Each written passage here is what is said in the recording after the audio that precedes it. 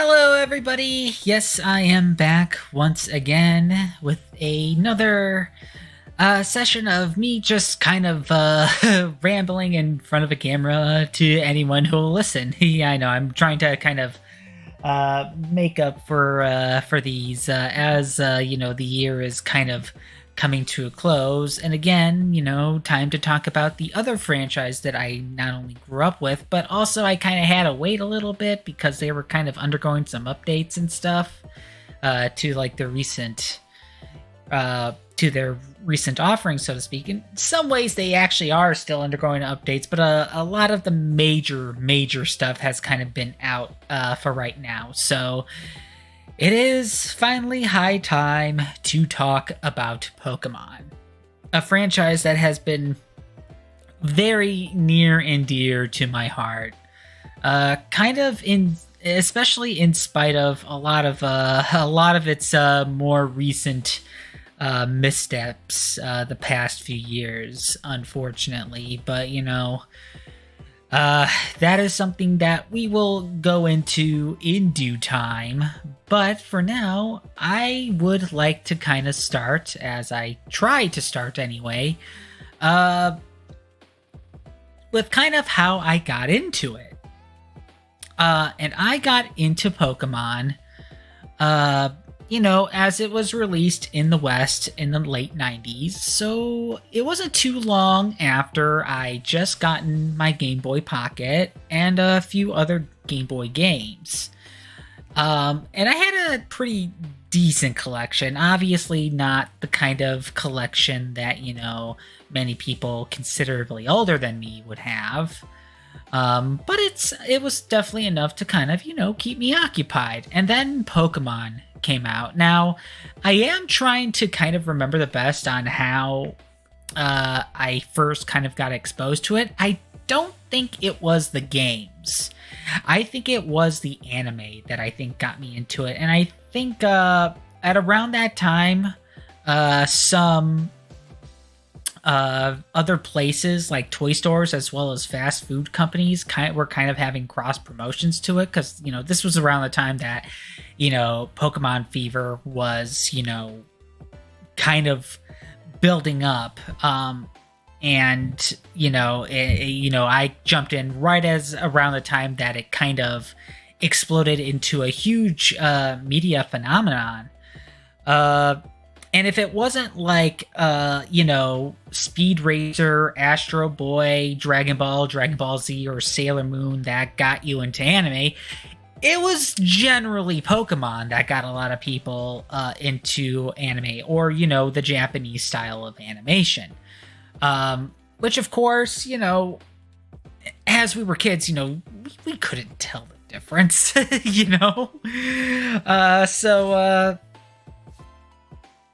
So I think it was like kind of like a miniature manga, or rather kind of side comic series that I kind of started getting into. And I think it was like a couple of the VHS tapes of the anime that got me first into Pokemon. And then once I kind of recognized it when I saw that there were games for it available, the rest was pretty much history from there. I got Pokemon Red, and that was the version that I initially played with.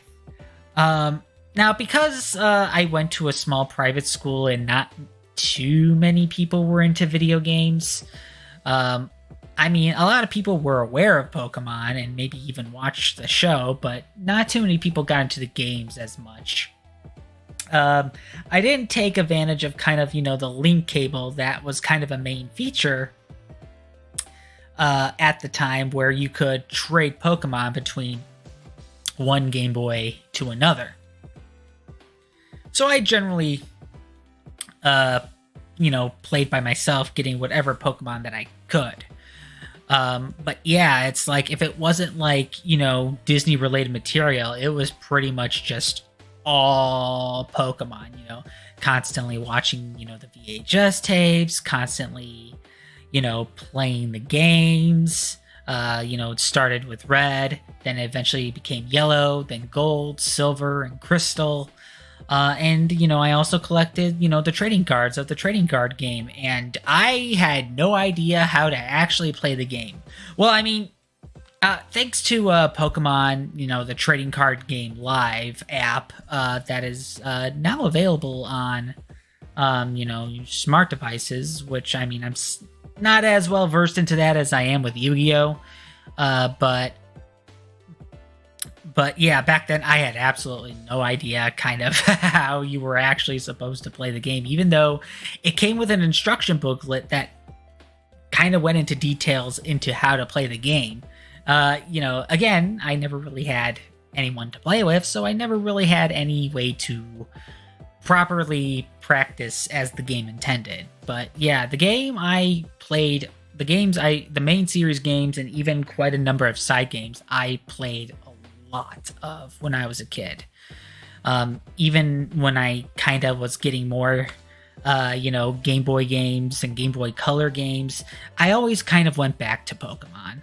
And kind of maybe played, some other couple of games just to kind of give me a little bit of a break. But yeah.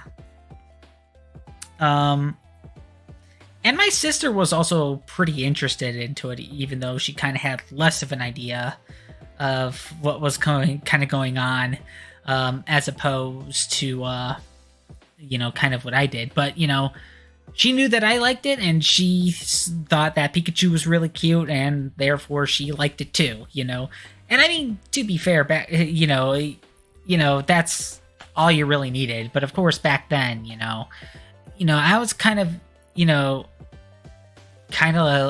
even though I wanted to make friends, and regardless of how much trouble I made friends, I still also kept pretty much to myself. Like, I took my Game Boy at every possible chance I get just to play, Pokemon or whatever game I was interested in at the time in the car, and I replayed the first two generations so many times over. Like, I think for the longest time, it was, the first two generations of Pokemon as well as the Sonic Adventure games that I've clocked in the most hours. Before, some of the more modern games came in, which they kind of required you to spend a lot more time just for a single, play session, as opposed to, just playing it over and over, and, at the time, I didn't really take in mind with kind of how inconsistent, the anime was to the games. I didn't really also pay too much mind to, all of the, quote unquote broken and glitchy aspects of the first generation of games specifically. And, little did I know how significant they were for basically having a series of RPGs or role-playing games that you can take with on the go. Because, back then, when most people kind of wanted to play a role-playing game, you did have to kind of sit down and kind of, spend some time, with your console and on the TV and all that stuff, And I mean, there are some companies that did try to have that RPG experience on a handheld, but Pokemon was definitely quite a pioneer, as it was an RPG in that regard, as it was an RPG experience initially intended for the handheld scene. Now, in some ways, that probably came back to bite them in more recent years, but for the longest time, it was a strength that, Pokemon and the developers Game Freak really played to great effect, rather, especially because when the game came out in two versions, and had some Pokemon that you needed to get from each version, as well as Pokemon that you needed to get via trading, it definitely also had a very nice way of, like, kind of making new friends as well as battle using the the link cable system to battle with each other. And it's definitely was a big deal for a good reason, especially back then. And for as much as I only had really myself to play, my sister tried to get into it too, but it was definitely a little difficult with her, because she kind of has to be kind of guided a bit in order to play the game, or pretty much most games that she wanted to play, which again, I kind of, for as much as I wanted to make friends, I also wanted to kind of keep to myself, which is a very self-defeating purpose, very conflicting. It's just it's kind of really hard to understand my thought process sometimes. So I kind of wish I was kind of better about that. But yeah, in addition to like the main series games, I managed to get into some of the side games whenever I could. I had Pokemon Pinball, that the Game Boy Color game that came with a built-in Rumble Pack to simulate, kind of, the feeling of, a pinball game. And the brief moment when I had an N64, the first games that I took a chance to grab were both Pokemon Stadium games, as well as Hey You Pikachu, because it's a game where you can like use a microphone and you talk to Pikachu, and basically sells itself. And I think it also came around that time where it had that special Pikachu N64, but I was okay with just the original N64. And it also came with I also got the transfer pack so that I can not only play my Game Boy Pokemon games on the big TV, but also have a chance to actually kind of put them in a 3D space and see them battle in 3D, and just blew my my grade school mind. But eventually all things kind of came to an end, or at least into a bit of a hiatus. I eventually kind of got burned out of Pokemon. I was transitioning into some other stuff, like with Yu-Gi-Oh!, with Sonic the Hedgehog, especially when the adventure games were out. I was starting to get interested into some additional things like Metroid when the GameCube came out, and unfortunately this also kind of meant that I missed out on a lot of stuff that I felt like I could have appreciated more had I just stuck with Pokemon this entire time. And it definitely hurt the most when I made the infamous decision to sell away a good chunk of my Nintendo-based childhood for a PSP and a couple of games that I no longer have. I mean, I might have to come to a similar decision whether I like it or not, given the fact that, I'm an adult now, I have bills to pay, and some of the games and gaming systems that I still have around don't exactly work anymore. So yeah, that's kind of the more recent form of the situation I might have to come into terms with, and whether I like it or not, unfortunately. But yeah, it's like the only experience that I got out of Gen 3 was Pokemon Sapphire, which I was able to... I ended up having a great appreciation for later on. But at the time, it was... it definitely was a lot different, and it was so jarring that I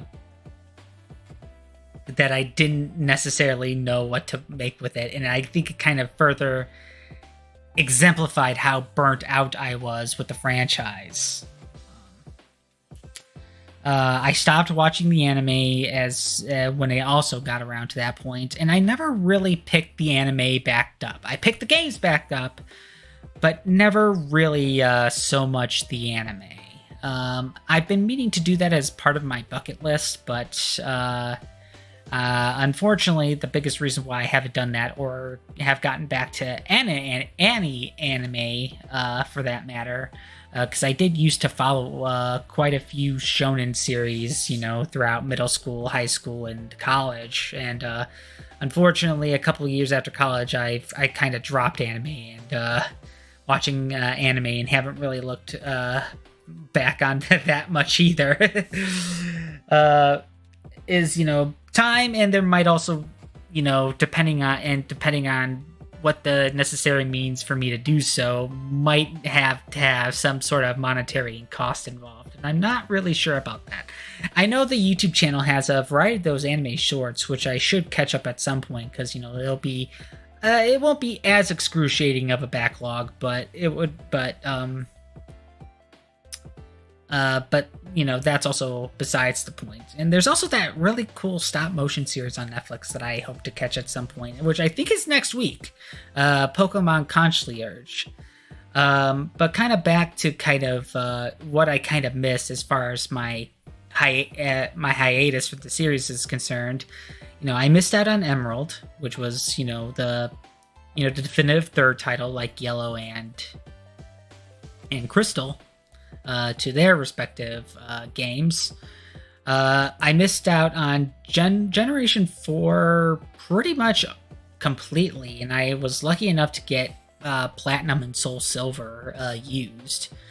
I tried also getting the first generation remakes used, specifically Fire Red, and I found a place that had it and got it, and it didn't work, unfortunately. So, not really much I could do about that. Yeah, that's kind of the thing that I also kind of noticed looking back. It's like, even if I still had the games, would they still work? That's kind of why video game preservation is so important, and it is frustrating that, especially in terms of main series games, Pokemon just really loves to drag their feet in that regard.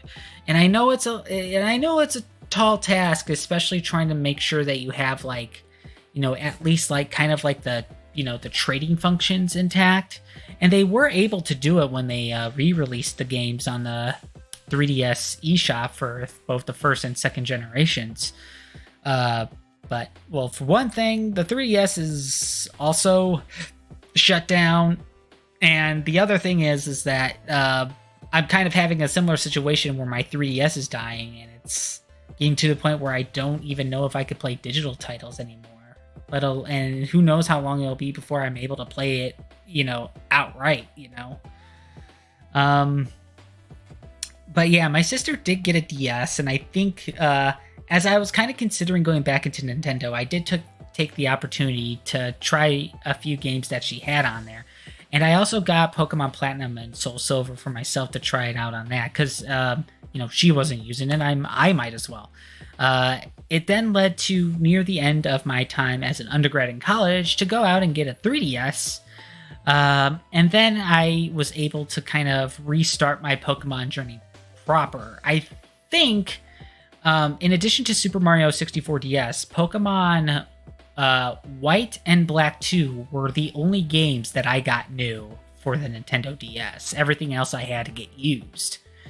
And it was kind of in a way to prepare myself for Generation 6, because it was the first main series game to go into 3D. Unfortunately, I was kind of out of luck with a good chunk of the side titles, like, Mystery Dungeon, Pokemon Rangers, Coliseum, and XD. But I mean, when I just wanted to get back into the series, the main games were enough for me. So, I was hooked right back in just in time for Generation 6, and I think I got that when I was starting off grad school out in LA when I was there for internships. I got X, beat that really quick because I played kind of how I kind of played back then, where it's just like I kind of had the team of 6 or so Pokemon that I wanted, and I just plow right through the game. But then, especially thanks to some of the changes that they made, it gave me a chance to appreciate a lot of the Pokemon that I've missed in past generations. So I went and replayed X, and then I also played Y. And then, with kind of how I like to train nowadays, where it's like I try to have like a rotation going for like each and every major point in the story, usually the gym leaders. And then for like the final stretch of the game, I kind of focus on like, like the 6 or 10 Pokemon that have been, doing the best for me. And then, base my final team around that. And it definitely gave me a whole lot more to appreciate the game. Now, I always have been and always will be a casual Pokemon player. I am definitely not a competitive based player, especially because I think especially from like Gen 3 onward, they really tried to nail on kind of a more competitive aspect to making your team. Whether it is like certain how Pokemon kind of grow in their stats a certain way, which for the longest time was completely randomized. And then, as later generations came on, they found a way to kind of help you kind of have things to work with your favor. Because what it used to happen is that you have your team to let you go through the story, and then you would spend countless hours just breeding various Pokemon until you get the kind of Pokemon that you want, and then you zero in on the kind of stat growth, on the abilities that you wanted, and certain moves that you wanted, and then you base your competitive team around that. Well, they from generation since if there's one positive thing that could be that hopefully can be universally agreed upon, because I know ever since the main games have gone 3D, there has been a lot of back and forth as to what could be considered good and what could be considered bad. Because Pokemon fans can be very, very, very infamous for the kind of opinions and discussions that they can have when it comes to their love or their disdain of the franchise. Again, not unlike Sonic fans. But yeah, sorry, I was kind of trailing off there. Basically, I think the one thing that many people can agree upon, aside from the background music and stuff like that, because like Sonic, Pokemon music mostly slaps with each game. But is that there is a lot of the ways of getting, competitive worthy Pokemon, and even so much as getting shiny Pokemon can be done, it has been streamlined and can be done a lot easier now. So which is definitely a great thing to see.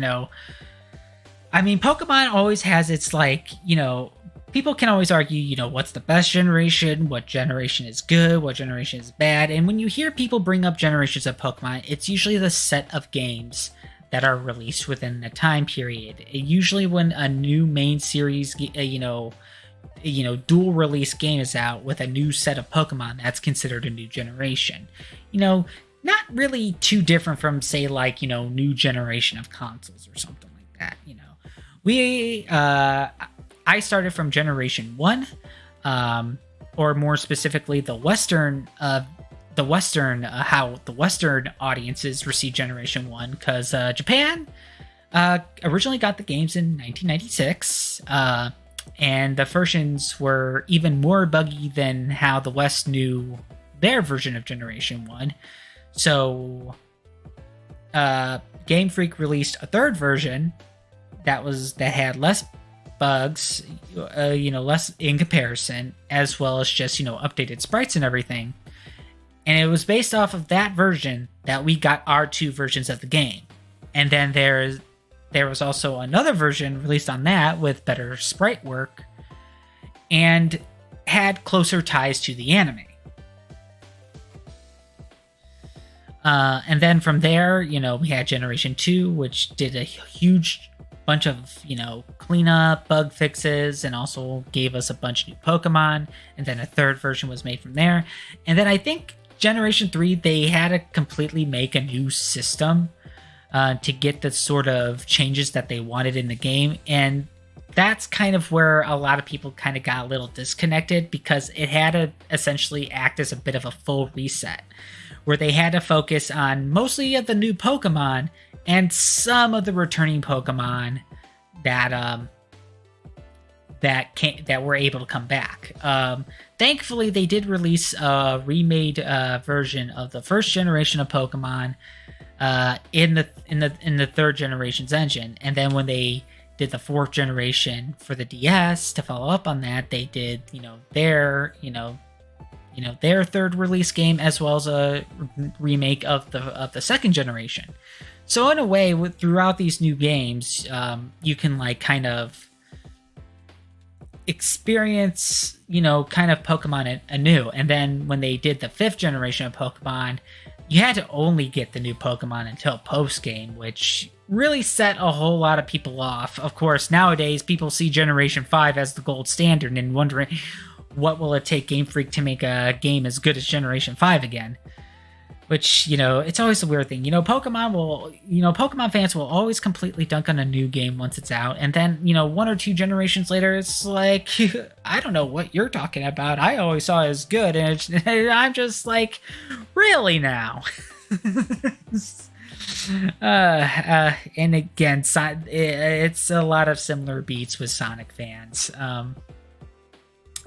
And I think one of the things that I forgot to kind of bring up in my discussion video is that, my discussion video about Sonic, is that a lot of what helped me get back into Pokemon, as well as Sonic, was, as I was kind of starting to follow various YouTube channels and how they kind of, showed how they showed their appreciation and love for the video game series that they like in the content that they created on YouTube, whether it be Let's Plays, reviews, retrospectives, fun fact of the day videos, like that. It kind of reminded me why I love these games so much to begin with.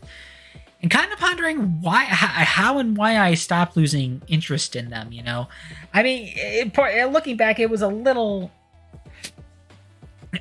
obvious case of, I'm getting too old for these games. I should be interested in more grown-up things. And it's like, and then, as I was kind of leaving college and, starting to grapple with the realities of, the stuff that I have to deal with after college, which in some ways I'm still kind of grappling with, even like 10 years after the fact, 10 or so years after the fact, it's like, who am I kidding? I've always wanted to play these games, and I guess, really the thing that's different is that it's, there's a lot more to think about than just having fun with the game, as much as I wanted to always recapture, the enjoyment that I had that my 7-year-old, 8-year-old self, 9-year-old self has. I mean, at the same time,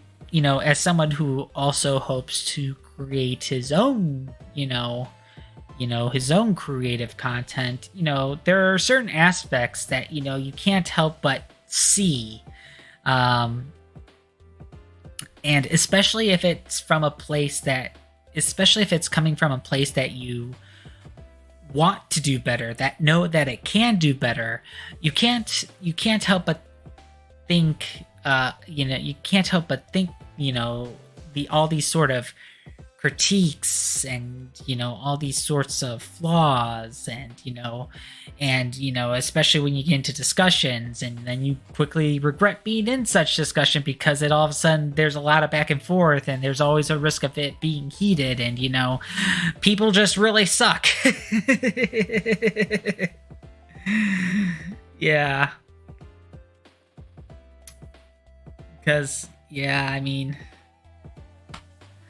man, But yeah, it's like, especially because, uh, not too dissimilar from Sonic, Pokemon has this real kind of annoying thing where it's like you just feel like they're onto something, and that, games, especially in the main series of games, will be a lot better going forward. And then they go and do something that makes you kind of wonder just what on earth is going on over there. And again, a lot of it can be chalked up to, through the fault of, the Pokemon Company as a whole, because, the Pokemon Company is responsible for the entire franchise as the entire media franchise as a whole. So games, anime, manga, all sorts of merchandise and tie-ins, that's all through the Pokemon Company. Nintendo is only like a shareholder for the Pokemon series. Basically, they have enough of a share for as far as like video game platform exclusivity. It's like exclusive to Nintendo platforms as a second party franchise, but they are still free to have like, browser apps, browser games, and when the whole smartphone, and mobile game blew up, Pokemon was like, quick to jump on that as well. Especially with Pokemon Go. Pokemon Go basically kind of for a brief moment, like recaptured the magic of the early Pokemon craze. Kind of at a time when the world kind of really needed it. I mean, it didn't last long, unfortunately, but and the game is still going pretty strong despite, its own faults. But, it's, but it was definitely something to see. In fact, I was working at a retail job at a mall kiosk at the time, and like all sorts of stores, including the mall kiosk that I worked at, we had like a special promotion just for people to just to come to our stores. And every time that I would like, wrap up and like walk out of the mall, because I usually get the night shift, I would, occasionally like, check to see if there was any Pokemon in my area. Because as it started with just the original Kanto Pokemon, the 151. But yeah, it's like it does get a little frustrating when Game Freak is stretched so thin, and they have the hardest time trying to kind of realize the full ambition of the games that they are trying to create, especially not only in a 3D space, but also to have the same kind of quality that, other console RPGs has. Because, we now live at a time where many people are used to, highly detailed RPGs, highly detailed open world games that have highly defined cinematic stories, and I was, and I've partaked in quite a few myself, and so kind of, Pokemon was able to go steady and smoothly, back when it was confined to a handheld, even when it, and even though things were kind of getting a little shaky for a bit, they were still able to, handle themselves well enough when they went full 3D. With X, Y, Sun, Moon, Alpha Ruby, Omega Sapphire, and Ultra Sun and Ultra Moon, but the cracks were starting to kind of show a little bit. Because not only were the models weren't as expressive, as, the sprite work, especially in Generation 5,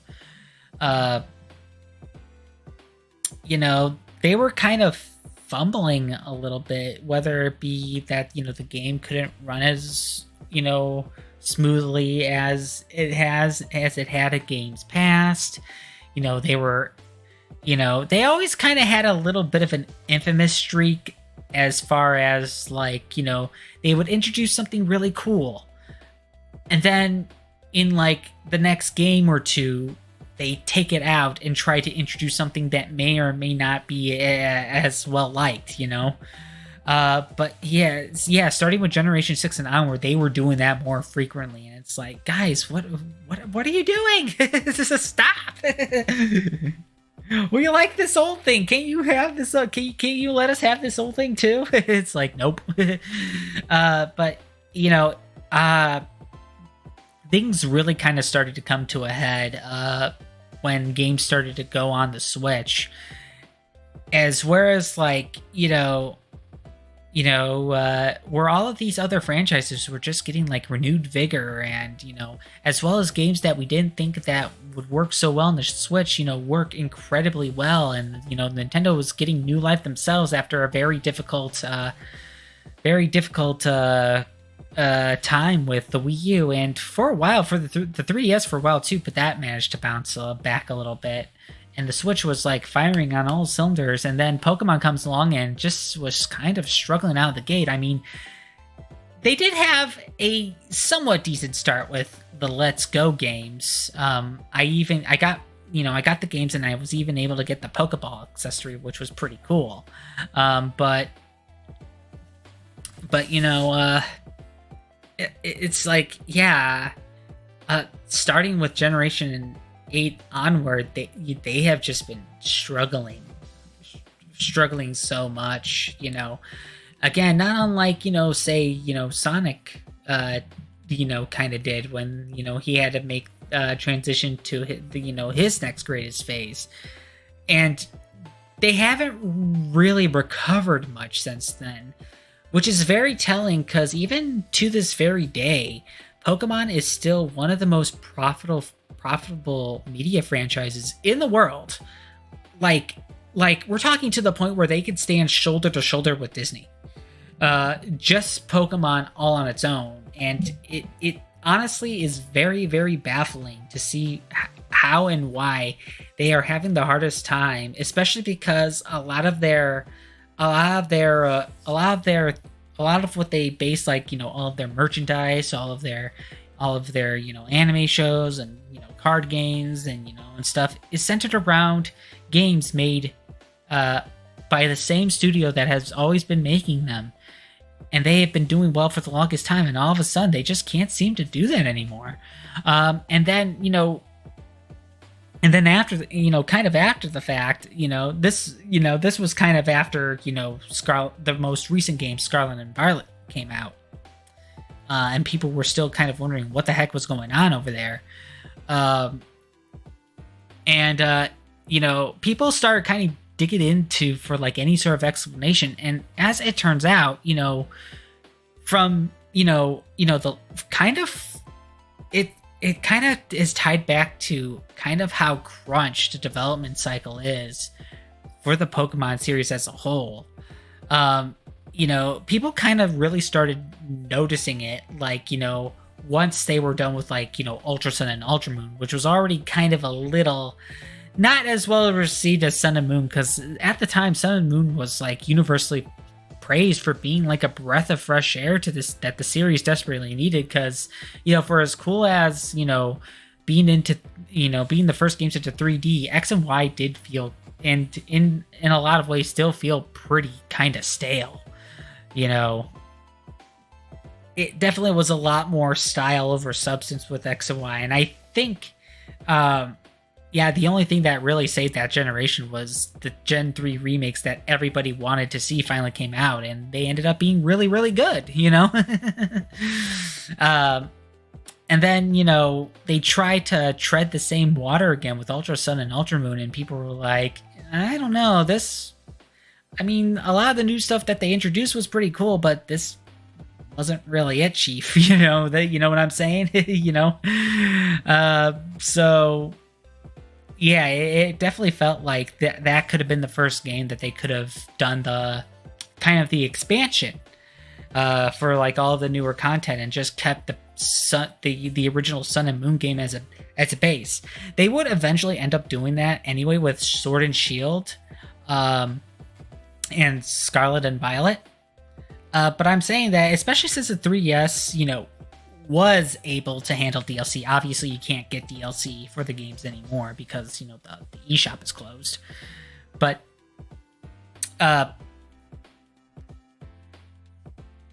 but they could have started the expansion with Generation 7.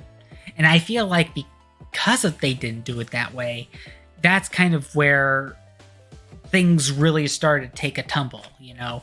They originally tried to kind of, they originally tried to future-proof, their games, by finding a way to have all of the Pokemon come from, the handheld to the Switch. And I guess somewhere along those lines, it didn't really work out as well as they could have, but they still had to get a game out because, the Switch is out, and we got the Let's Go games to hold people over, as well as a re-release of Pokken Tournament. Now we need the new game, so and it didn't really go all over that well, especially because, for the longest time, the whole gotta catch 'em all slogan is especially a slogan that people held on to for the longest time. They had to drop that as early as Generation 3 because they couldn't necessarily make it work as they did back then. And you needed like nearly a dozen games in order to actually complete the Pokedex. They had to kind of they were able to kind of bring that back a little bit each and every time with Generations 4, 5, 6, and 7. But I think somewhere the producers at Game Freak kind of do, hey, we can't really keep doing it this way. And I think Generation 8 was kind of the real breaking point with that. But it is very hard to placate fans that, have a certain expectation when it comes to the game. And I feel like, yeah, what we did eventually got didn't really make up for the fact that, various sacrifices kind of had to be made, It did eventually get better with the expansions, Sword and Shield. And the whole experience is definitely a much better game than it was when it came out.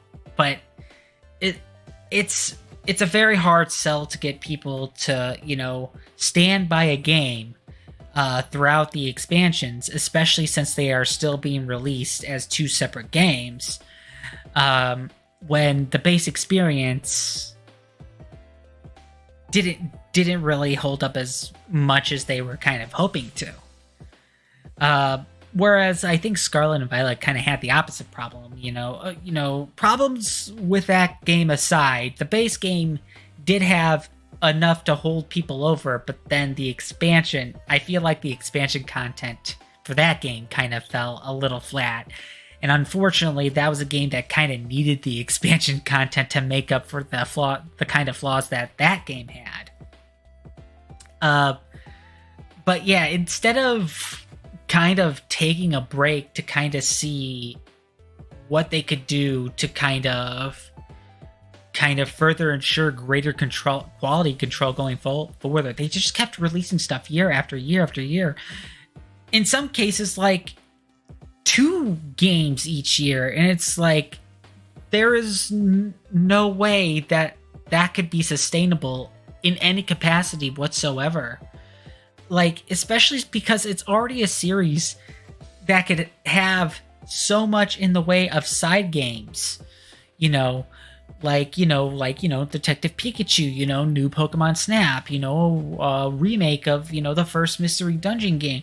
There's a lot that Pokemon can do in the meantime to kind of give the amount of time, space, and, quality checking that they need for the main series games. And for whatever reason, the Pokemon company is just not allowing that to happen, and Game Freak has to basically work with what they have, despite hiring countless amounts of contractors from various other companies, as well as people that have worked on,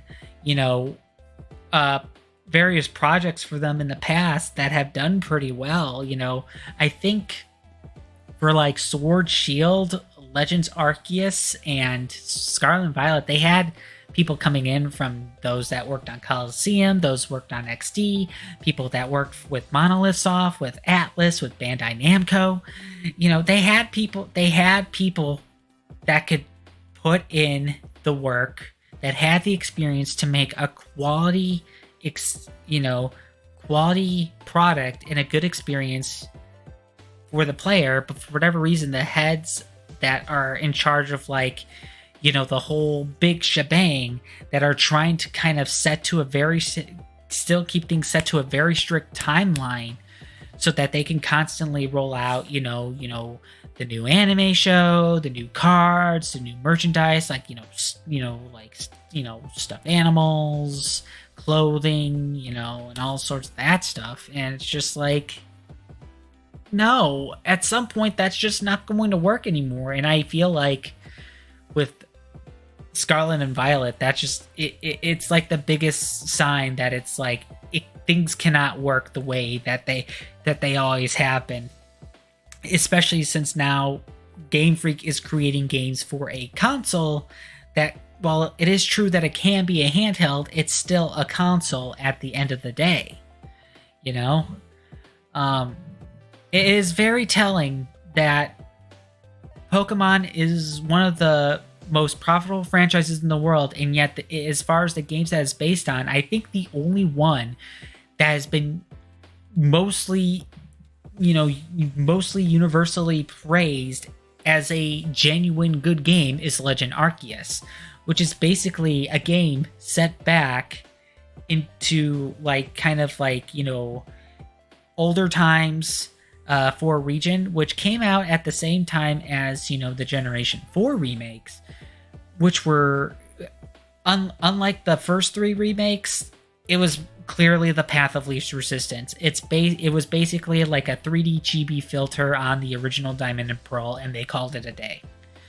I mean, I still will be planning on playing Shining Pearl in midst of playing Pokemon Violet pretty soon, but I think after that, I'm not sure if I'll ever be touching the Generation 4 remakes again, unless if it was like for some special event or something.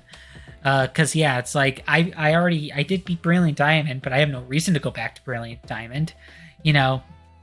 Even though like I'm an adult now and I can't dedicate as much time towards certain games as I used to, especially if it's replaying old ones, I'll still have a reason to go back to Generation 1. I'll still have a reason to go back to Generations 2, 3, 4, 5. Maybe it's not as much 6.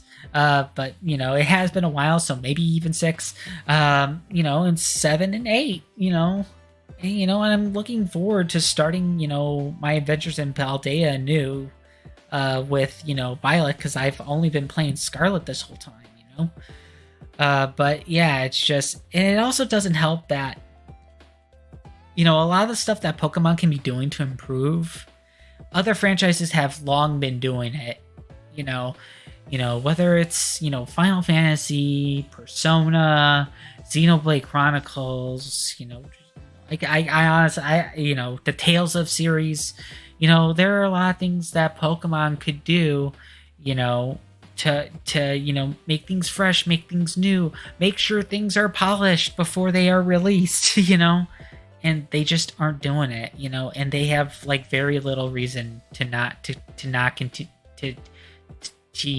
continue the way as they are, especially because again they make way so much money, more money than a lot of these other franchises. It is very baffling to kind of see how they are, and I know the old saying, if you don't like the way something is, always vote with your wallet, and that is true to a degree.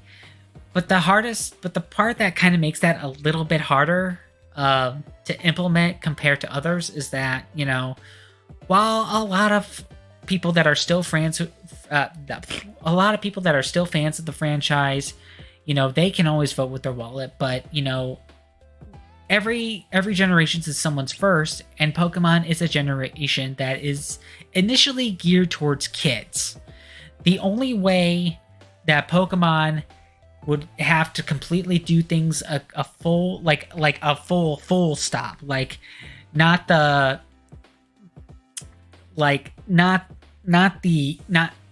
slowing things down and hoping that the next time they get it right, sort of thing, like a full stop the presses, is if kids no longer have a reason to play the games anymore or watch the anime.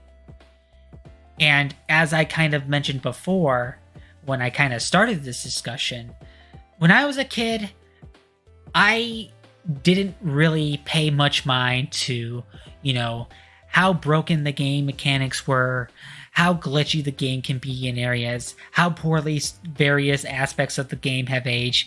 That didn't really, that is stuff that that I obviously have in my head as an adult for sure, but as a kid and even going into as a teenager, it wasn't really on my mind. It's really just a matter of, I play the game. Do I have fun with the game? If I have fun with the game, I will still play the game. And that's kind of how most kids are. Most kids aren't going to, just like, most kids, when they play like, Fortnite or Fall Guys or, whatever,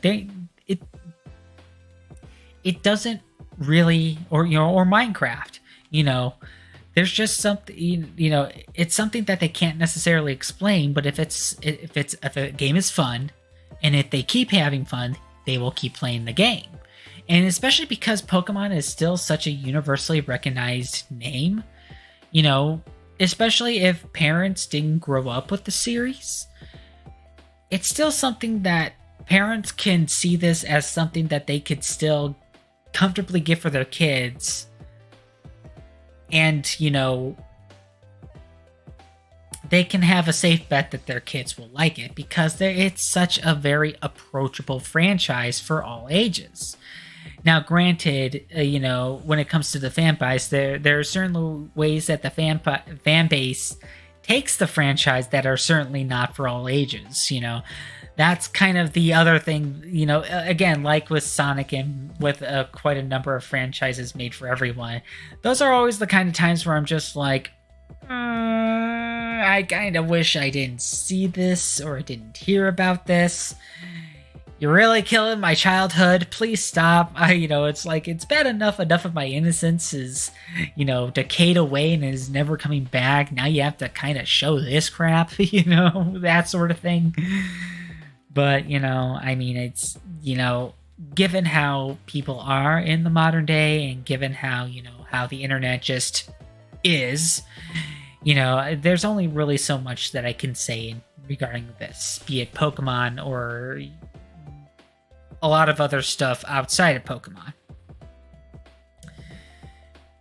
But yeah, it's just, I am hoping that, Game Freak, Pokemon Company, maybe even Nintendo kind of has to kind of roll up their sleeves and kind of step in and kind of sit both of them down and kind of say, hey, what the heck is going on? That I'm kind of waiting for that moment, honestly. But I think as long as as long as the games don't completely break or mess with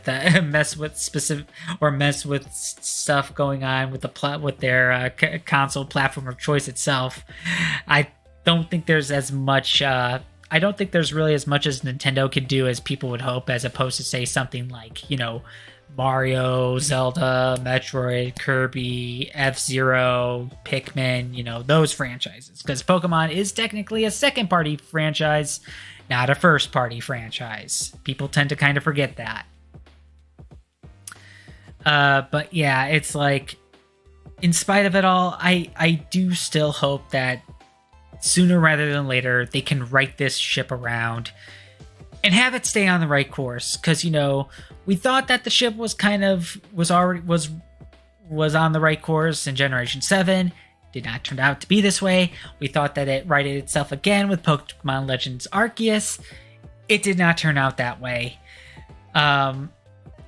Whether it be for, story reasons that, that they kind of creep towards serious topics and then they kind of immediately pull themselves back away just to kind of make sure that, things don't get too scary for the kiddies, even though you could still have serious stories tailored to a general audience. Larger companies tend to forget that. Or introducing game mechanics that people love only to take them back, for whatever inexplicable reason, or just not giving themselves enough time for basic quality control. And again, I understand making games isn't easy. Like I mentioned, in my Sonic discussion, and like I'll probably mention countless times over, not only do you have to make sure a game is fun, you also have to make sure a game works. And just like with any sort of computer, or smart device program, code can break if you so much as sneeze on it wrong, and even when you try to fix one or two things, then all of a sudden 4 or 5 things, are suddenly wrong, and it's just like, it's why I've been leaning towards the film end of my of my college knowledge as opposed to the game design, because I have always struggled with programming. Even despite the fact that I was good at math, that didn't really help. But yeah, I get it. It's hard, and it's hard when you have people who have, the power of money breathing down your neck, wanting to make sure, is this thing going to be done? Is this thing going to be done? Is this thing going to be done? And you try to get it done on time. And when it's done on time, you hope enough people love it so that, a profit can be made from it so that you can still keep your job. This is, I'm, at the time of recording this, we're at the tail end of a huge wave of layoffs in the gaming industry, which is a very, very scary prospect for anyone that has been in it, for people looking to be in it. And it's not even the only industry that's having like mass layoffs. It could, the entertainment industry as a whole, as well as various other places as well, that, people thought that they had secure jobs, but then they weren't as secure as they thought, especially because, the fact that, with the pandemic being quote unquote over, didn't really make things as better as people would have hoped, which, yeah, again, makes it all baffling that, especially with the last few years, why the Pokemon Company made Game Freak rush through, multiple development cycles of games the way that they did. I honestly do not understand why anyone at the upper executive levels thought that this was going to work. Especially when you have like other studios that had the foresight to, maybe things need to be delayed. Maybe, maybe we need to, focus on the health of our employees. Maybe we need to slow things down for a bit. Obviously, more often than not, a lot of video game companies actually kind of are more similar to the Pokemon Company than they are to the better examples that I would have liked to have mentioned. But yeah, it's, it is mind-boggling, but that is only really said so much in hindsight, and this is really only coming from like a random nerd on the internet. Obviously, I would be hard pressed to find a real solution that that could fix all of Game Freak's and the Pokemon Company's current problems. It's like, that's unfortunately beyond my expertise. So, and it's like, it's just, I really, part of me does kind of feel like I am not envious at all for the people who have to constantly sweat the details out and hope that it works, because it's like Pokemon really cannot continue the way that it has been. Like, it is definitely not as bad as some other franchises, that I will admit, but it's not looking good. And especially if they want to continue on with whatever comes after the Switch, they have to really think about how long and hard about what they really need to do next. And I do hope things will get better for real this time. I hope that after 2 generations on the Switch, as well as some additional additional games that had the main series format, I do hope that they at least have a framework to work off of and hopefully perfect and polish going from Generation 6 on forward. And hopefully take some time to iron out those details because, I'm streaming this, little ramble fest, not too long after they just closed the DLC for Scarlet and Violet. In fact, they are actually going to be releasing some free updates with some epilogue chapters, next year. And, I mean, it's like I'll still tune in to see what else they have in store. And I'll still, enjoy the games as well as, I can between my 7 to 8 year old self versus my current 30-something self, just like I have with anything else that I have grown up with, But only time will tell. And time will certainly tell indeed. Because I think the franchise turns 30 years old in, less than 3 years. Yeah, I think the franchise turns 30 in 2026, which I believe that's when Sonic also turns 35. Man.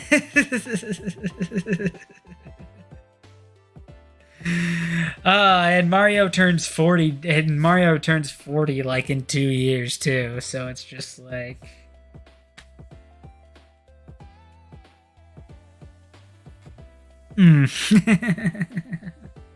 if my internal math is correct.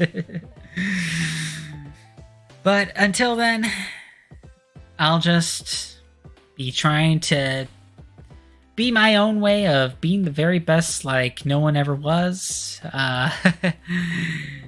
Yeah, so, and I hope that fans young and old can do the same too in spite of Pokemon's more recent years, and hopefully the near future will be a lot better. So with all that said, this is Matt, your local friendly gamer.